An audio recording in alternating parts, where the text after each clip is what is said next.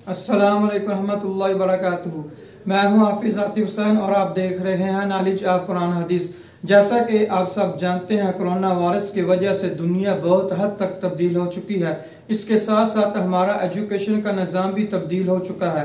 आजकल online education का बहुत ज्यादा रुझान है, लेकिन इस समय कुरान पाक की तालीम को बहुत ज्यादा मुतासर किया है। इसका हल मैं आपको इस चैनल के जरिए दूंगा, जिसमें आपको कुरान पाक तजवीदुल क़िराअत के मुताबिक सिखाया जाएगा। मेरे इस कोर्स में आप खुद भी और अपने बच्चों को भी कुरान पाक को तजवीदुल क़िराअत के मुताबिक सिखा सकते हैं। इस चैनल में ना सिर्फ आपको कुरान पाक तजवीदुल क़िराअत के मुताबिक सिखाया जाएगा, बल्कि कलमे, दुआएं, हदीस वगैरह भी सिखाई जाएंगी। इसलिए आप मेरे चैनल को सब्सक्राइब कीजिए, बेल आइकन पर क्लिक करें ताकि मेरी हर आने वाली नई वीडियो आप तक पहुंच सके। जज़ाकल्लाह फी मानिल्लाह। अल्लाह हाफिज। अस्सलाम वालेकुम रहमतुल्लाहि व बरकातुहू।